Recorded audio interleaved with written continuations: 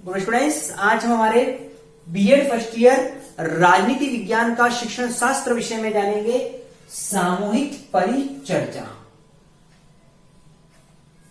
शिक्षण विधि की अगर बात करें तो सामूहिक परिचर्चा बहुत ही महत्वपूर्ण तौर पर मानी जाती है, क्योंकि इसके अंतर्गत नाम से ही पता चलता है कि ग्रुप डिस्कशन, ठीक है, मीन सामूहिक परिचर्चा के अंतर्गत समूह के अंतर्गत किसी विषय वस्तु, टॉपिक, प्रकरण जो हम बोलते हैं उसको लेकर के आपस में चर्चा की जाती है, ठीक है। लेकिन चर्चा के लिए भी कुछ रूल से फॉलो करने होते हैं, जिसमें शिक्षक के सहायता से शिक्षक, बच्चे आपस में ये सब मिलकर किसी विषय वस्तु पर जब चर्चा करते हैं तो ये सामूहिक परिचर्चा में आ जाता है, ठीक है। जैसा कि हमने इससे पूर्व जो हमने जाना था कि वार्तालाप, विचार विनिमय या वाद विवाद विधि के तौर पर, तो इसी तरह से ये भी कुछ इसी में आता है, ठीक है, जिसके रूप के अंतर्गत आता है, जिसमें हम एक ग्रुप बनाएंगे और वो ग्रुप किसी तरह से किसी न किसी टॉपिक पर डिस्कस करने का काम करता है। अगर हम शिक्षण की दृष्टि से देखें तो ये काफी महत्वपूर्ण हो जाता है, अहम हो जाता है,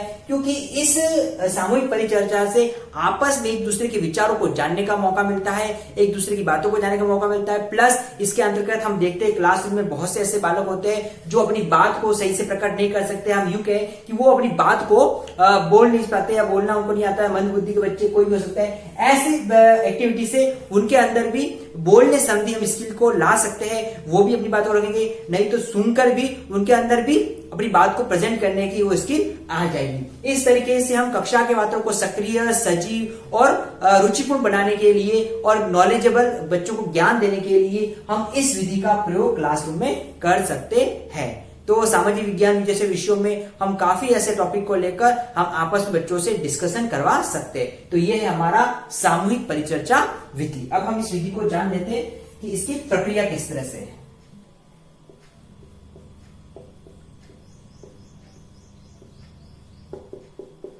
हम इसकी प्रोसेस की बात करते हैं, क्योंकि सामूहिक परिचर्चा विधि को हमको क्लासरूम में करने के लिए हमको इसको प्रोसेस फॉलो करने होंगे, क्योंकि हम उस प्रोसेस से चलेंगे तो हम जिस उद्देश्य के लिए इस विधि का प्रयोग करने जा रहे हैं वो काफी आसानी से और अच्छे से उसको पूर्ण किया जा सकता है। सबसे पहला है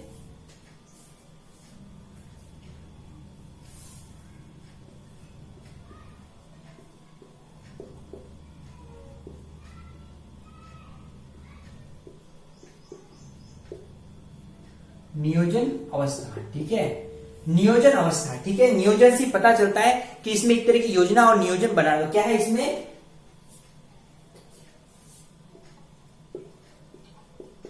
अध्यापक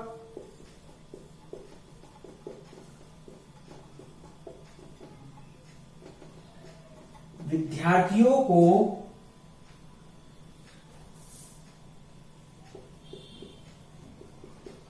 सामूहिक परिचर्चा की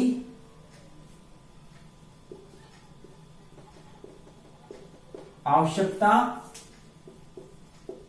एवं महत्व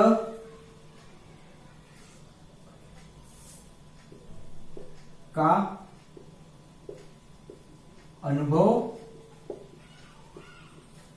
कराने का प्रयास करता है। अध्यापक क्या करता है? विद्यार्थियों को, बच्चों को क्या करेगा? सामूहिक परिचर्चा की आवश्यकता, महत्व या इसकी उपयुक्तता जो हम कह सकते हैं उसको समझाते हुए इसका अनुभव कराने का प्रयास करता है और उनको बताएगा कि यह किस तरीके से और क्यों मतलब बच्चों के लिए जरूरी है। इस बात को यहां पर ध्यान दिया जाएगा है, ठीक है। शिक्षण की दृष्टि से किस तरह से उपयोगी है, किस तरह से इसकी जरूरत आन पड़ती है, इन सब बात को नियोजन अवस्था में बच्चों को समझाया जाता है। उसके बाद जब नियोजन अवस्था आ जाता है उसके बाद सेकंड आ जाता है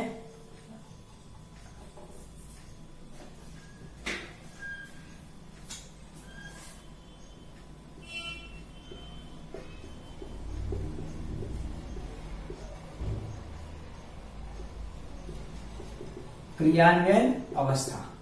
क्रियान्वयन, ठीक है, उसको क्रियान्वित करना, उसको चलाना। तो क्रियान्वयन अवस्था क्या है?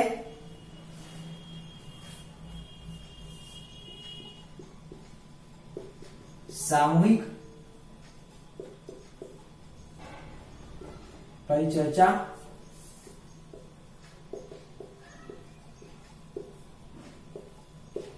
व्यू रचना को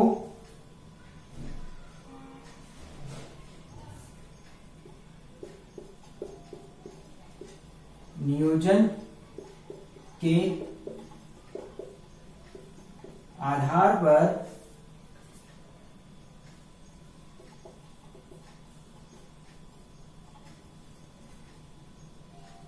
क्रियान्वित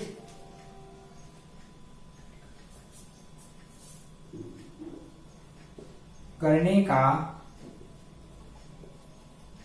प्रयत्न किया जाता है।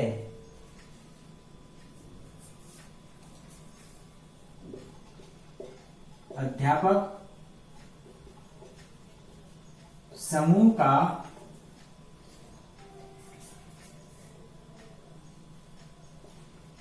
नेतृत्व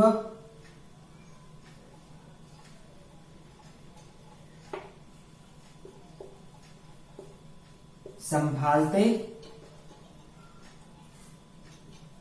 हुए यह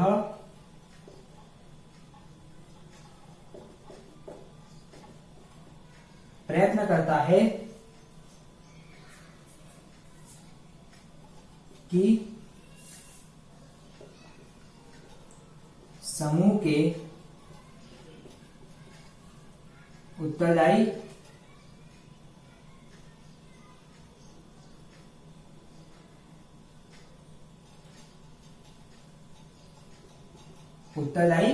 सदस्यों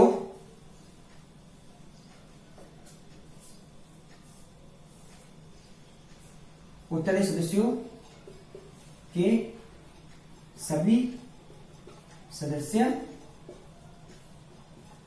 सक्रिय रहे। ठीक है, ये है हमारी नियोजन अवस्था। अब इसको समझ लेते हैं, सॉरी क्रियान्वयन अवस्था के बाद क्रियान्वयन अवस्था। ठीक है, जब नियोजन अवस्था हो जाती है उसके बाद जब क्रियान्वित अवस्था आती है, इसमें क्या होता है कि सामूहिक परिचर्चा व्यूरचना को नियोजित आधार पर, जो हमने नियोजित योजना बनाई है बच्चों के साथ, उसके आधार पर क्रियान्वित करने का प्रयत्न किया जाता है। उसकी एक्टिव है कैसे? अध्यापक समूह का नेतृत्व संभालते हुए, उसको ग्रुप का नेतृत्व संभालना है, जिसका लीडरशिप देते हुए यह प्रयत्न करता है कि समूह के उत्तरदायी सदस्य, यानी कि जो समूह के उत्तरदायी सदस्य है वो अपनी रेस्पॉन्सिबिलिटी को सक्रिय रूप से निभाते हुए इसको क्रियान्वित करने का प्रयास करेगा। तो ये हो जाता है क्रियान्वित अवस्था। अब क्रियान्वित अवस्था के बाद थर्ड आ जाती है अपने मूल्यांकन अवस्था।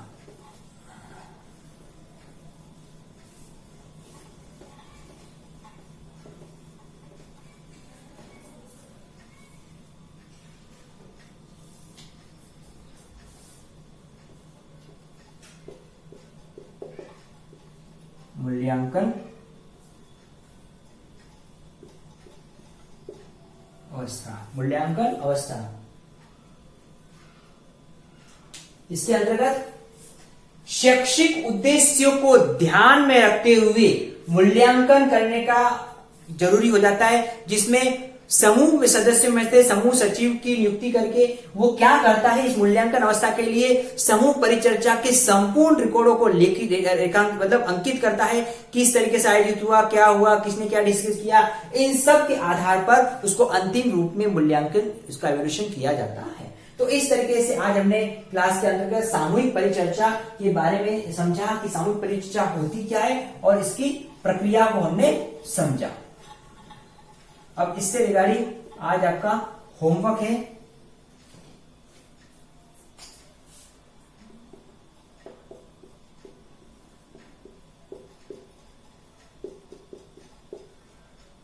सामूहिक परिचर्चा को बताते हुए इसकी प्रक्रिया को बताइए। तो स्टूडेंट्स आज हमने सामूहिक परिचर्चा और इसकी प्रक्रिया को समझा है, इसी के बारे में आपको अपना होमवर्क करना है। स्टूडेंट्स, इस कोविड समय में हमको सावधानी रखनी है, इसके बचाव के जो कड़ी से पालन करना है और अपने परिवार के सदस्यों में जागरूक रहना है, स्वास्थ्य में जागरूक रहेंगे। Thank you.